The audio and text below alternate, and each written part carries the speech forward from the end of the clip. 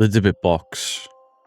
It's been the subject of fascination, intrigue, and fear ever since it gained popularity in the early 2000s. However, a deep dive into its history and its claims will reveal that this is a largely fabricated tale, and all alleged Dybbuk Box videos are, in essence, staged or falsified. And this is the detailed breakdown of its history, how it gained notoriety, and why the Dybbuk Box is not real. Widows, widows, boss, goals, how we all doing? We're back with another deep dive. I know people are enjoying these deep dives into videos, and while some of them don't do as well as other videos, for example, Enfield did really well, Battersea didn't, but Enfield's a more famous case. I still think whether the views are there or not, it's important for me to cover these subjects because it forms into the realm of debunking. It's not just debunking, it isn't just about videos. Debunking is about history, and I've got a massive project that I'm currently working on, and I've been working alongside a archaeologist and historian. That's the guy's job, and we've been working on something that'll be out in the next few weeks. It's just going to take me a long time to compile everything that I've been sent. Okay, so the word Dybbuk itself, it's from Jewish folklore, and it is believed to be a lost spirit or a spirit that can possess a living person. For want of a better term, kind of like a demon. And typically the Dybbuk is said to wander the earth because of evil deeds or unfulfilled purposes in our world. And in the Jewish faith, this malevolent spirit was often the focal point of exorcisms. But the Dybbuk Box is a relatively new thing. As we know the Dybbuk Box today, it was invented in 2003, and it entered our public consciousness because of a 2003 eBay listing, and it was listed by a man called Kevin Mannis, and he claimed to have come into possession of the Dybbuk Box. And according to Mannis' story, he purchased the box at a estate sale from the family of a Holocaust survivor, and allegedly a Dybbuk was captured inside of the box. And if you're starting to think this sounds like a Hollywood movie, it turned into one. Mannis takes the Dybbuk Box home and he opens it. And then what happens? And then he experienced what he described as inexplicable phenomena, including bad luck, illnesses, and even really frightening supernatural events. But then every subsequent owner after Kevin had the same experiences, according to Kevin Mannis. So this wasn't just a box, this box had items inside of it. You can see a Dybbuk box behind me, and we'll tell you what was inside this initial Dybbuk box. So according to the original listing, the Dybbuk box contained a variety of seemingly random items. 2 locks of bound hair with cords, a granite statue of the Hebrew word shalom, meaning peace, inscribed on it, small golden goblet, a dried rosebud, and a candle holder with octopus-shaped legs. And finally, a strange worn-out tablet that seemed to bear religious significance. The box itself was described as a form of wine cabinet, and it had inscriptions on it that were hinted at being mystical in origin. And then Mannis' story detailed that after acquiring the box, he started to experience nightmares, and then health problems. And those health problems and those nightmares then went on to affect the people around him. He then claimed that there were supernatural events surrounding him after the opening of this box. And those events were things like strange smells and shadowy figures, paranormal activity at his home. The box was then resold multiple times, and each owner allegedly reported experiencing the exact same or similar things. So the Dybbuk Box gained attention in part because of the media and the renewed interest in supernatural phenomena during the early 2000s, the times where Taps, Most Haunted, Ghost Adventures, those types of things started. But as well as those TV shows, you had blogs, you had online forums, and it kind of fueled this growing obsession with haunted artifacts, haunted buildings, and ghost hunting. But there was a key event in the rise of prominence of the Dybbuk Box. And for that, we can all blame Zach Bagans. Yes, him again. You see, in the early 2000s, Zach was a very popular ghost hunter. He was an investigator and the host of Ghost Adventures, a very famous show. The show is still running to this day. But Zach Bagans acquired this box for his paranormal museum, or his haunted museum in Las Vegas. Baggins going on to even televise his interactions with the Dybbuk Box. And those televised interactions sort of amplified the status of the Dybbuk Box as a cursed object or a haunted object. And then in turn, Other paranormal enthusiasts and YouTubers began creating videos showcasing supposed evidence of the malevolent power of the Dybbuk Box. Not that specific Dybbuk Box, but any Dybbuk Box. They were turning up everywhere. People were claiming that they had evidence of the malevolent power of this box and claiming that because of this box, they were capturing supernatural activity on camera. So the Dybbuk Box has a captivating narrative, a story that you can fall deep into. But the Dybbuk Box is nothing more than a modern hoax. You see, Kevin Mannis, the original creator of this Dybbuk Box story, has later admitted that this entire thing was fictional. And in an interview in 2021 with Input magazine, he confessed that the entire story that he invented the entire backstory. It was originally a piece of creative writing, and his intention was for this to become a modern horror tale, and it was meant to have been inspired by Jewish folklore and his personal love of storytelling. Mannis even went as far as to detail that the box had a sort of ominous reputation because of him, because he linked it to the Holocaust, survival, Jewish mysticism, and then he combined those elements with an exaggerated supernatural phenomena, and he even admitted to planting the eerie objects inside of the box. But despite the fact that in 2021 Kevin came forward and said the whole thing was a hoax, Dybbuk Box videos were still circulating online, and people were claiming that they could show the cursed nature of these boxes, and they could harness the supernatural power of these Dybbuk boxes. One thing you've got to take into account is the original Dybbuk Box, what there should only have been one, is fraudulent. It's not real. It was created by a writer. Then you have to look at the things that I look at in my day-to-day YouTube content. Editing, special effects. A lot of these Dybbuk Box videos, they heavily rely on editing, special effects overlay, sound effects overlay, staged interactions, the usual for the fake paranormal community. There were instances of these boxes being opened and shadowy figures being caught on camera, and flickering lights and strange sounds. All the stuff that is very easily replicated or achieved with basic editing software and basic editing experience, but it gives a great illusion of paranormal activity. We also have to look at confirmation bias, because viewers who already believe in the paranormal, and this would be me, I would fall into that category for the most part, are more likely to interpret random explainable events as inexplicable. A door slamming, but it's a draft. A light flickering, it's just malfunctioning or ready to pop. And a lot of people were taking this as evidence of the Dybbuk Box's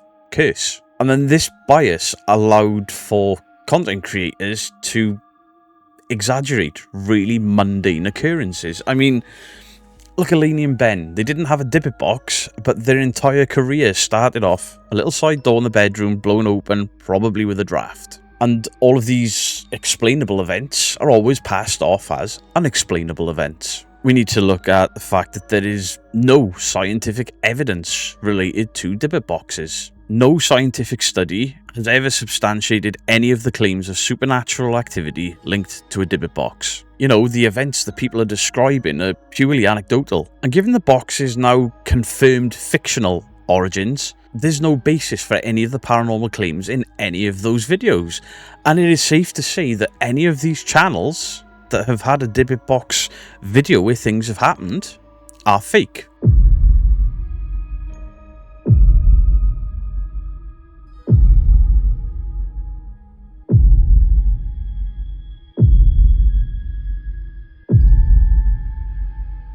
And scientists won't look into a Dybbuk box because they're investigating a fraudulent claim. They won't touch it. Obviously, because it's YouTube and because it's movies, etc. A lot of content creators were using the Dybbuk box as just for the sake of garnering views and subscribers and attention, generating a buzz around a fictional story that they were portraying as real. And a lot of these YouTubers were capitalizing on the fear and curiosity of their viewers. These videos may have been entertaining to some, but they're not based in any form of reality. In fact, all they did was exploit the viral nature of ghost stories. But despite Mannis's admission, the Dybbuk Box legend is persisting, and for several reasons. People being drawn to the mystery and thrill of supernatural stories, because until I discovered this history, I found Dybbuk boxes quite interesting. And I've known they were fake for a long time, but I've actually looked into why they are fake. And the reason we all watch ghost hunting shows, or you watch your favourite YouTuber in an abandoned location hoping to get some sort of paranormal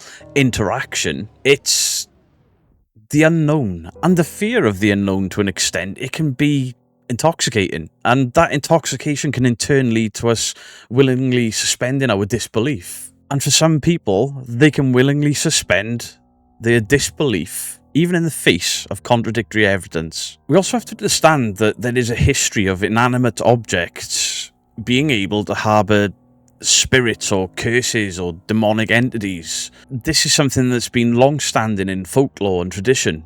And the Dybbuk Box taps into that age-old fear, and it makes it difficult for people to let go of the idea that this thing is real. It's like the Annabelle doll. People will believe that that doll managed to stand up despite the fact that it's a soft, Raggedy Ann doll. But there's no proof that that doll came from the people the Warrens claimed it did. There is nothing to substantiate anything prior to the Warrens just appearing with this doll given a backstory. And we also have to look at the fact that some of these self-proclaimed experts, like Zach Bagans, they've given legitimacy to the Dybbuk Box. They featured it in episodes, they explore its haunting, and then that becomes real to people. And because Zach Bagans is such a popular guy, then his audience are more likely to believe the authenticity of what Zach Bagans is telling them, even though the original creator admitted to the fakery. And while we've sort of blamed Baggins and Manis for the rise of the Dybbuk Boxes, there were also movies. There was a movie in 2012 called The Possession, and this movie was produced by Sam Raimi. So a lot of people watched this movie because of Raimi's involvement.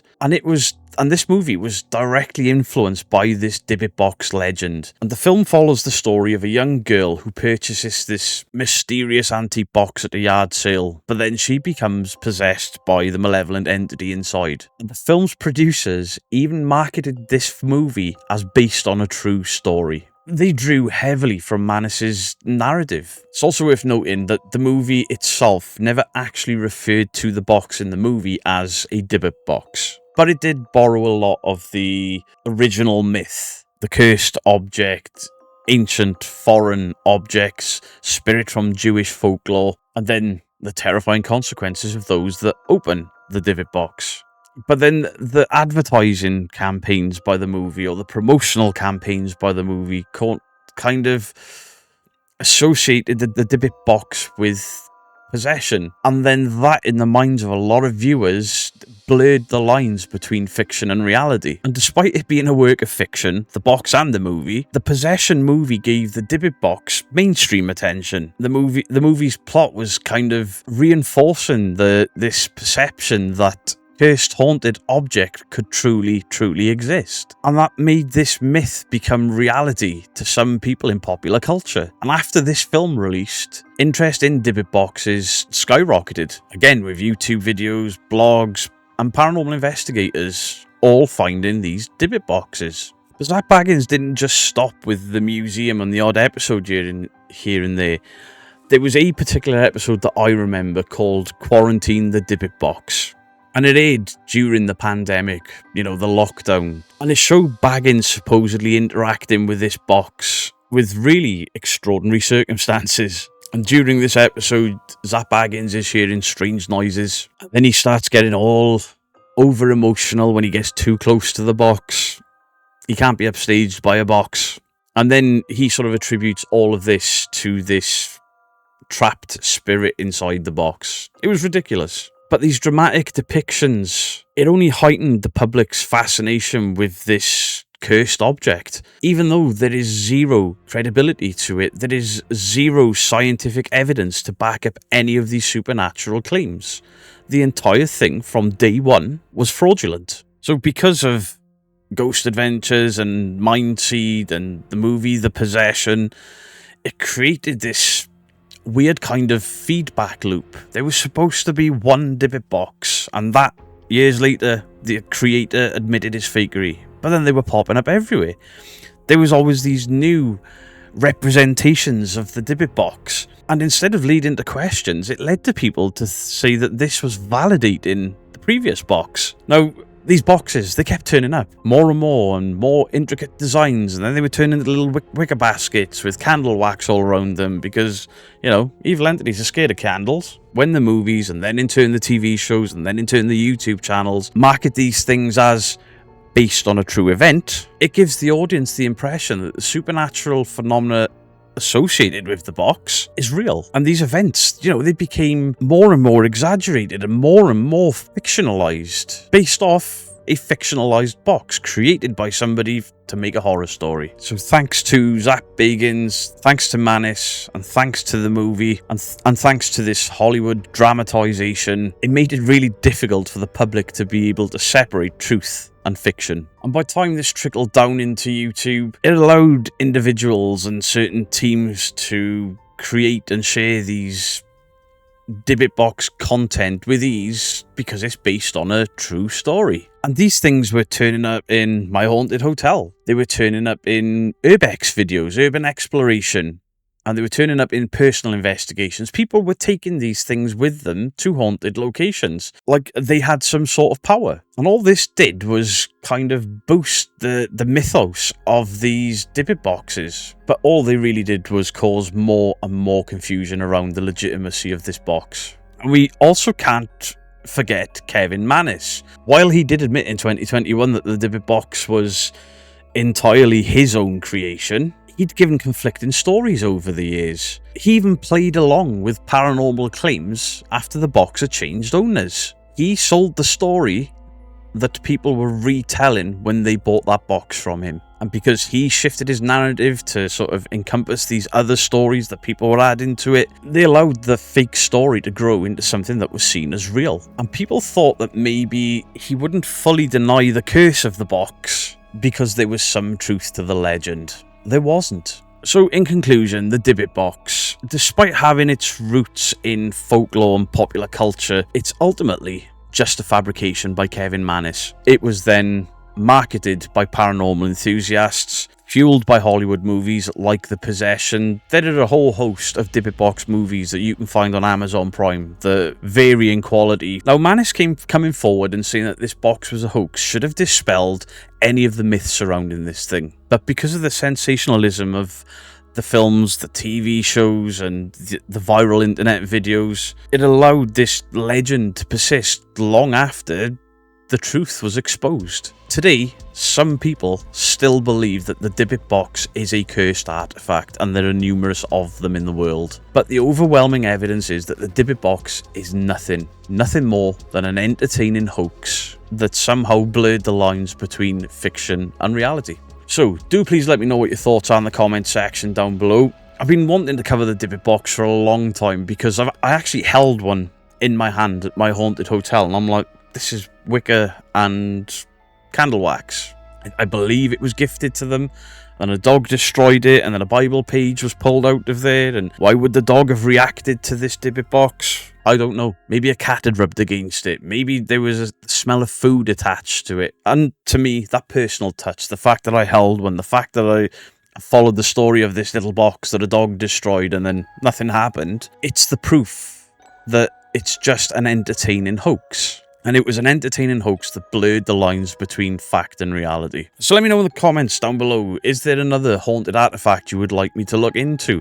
I'm not an expert on any of this, but I now have a diploma in demonology. That's right, I actually sat a different exam, and I've passed that exam, and I have a diploma, and I have the paper copy of the certificate being sent to me. I'll post the digital copy at the end of this video, and before anyone thinks I've gone nuts and I think I'm a demonologist, it's not about that. It's about people saying you're not a professional, you have no qualifications. Much love to you all, Beardo out.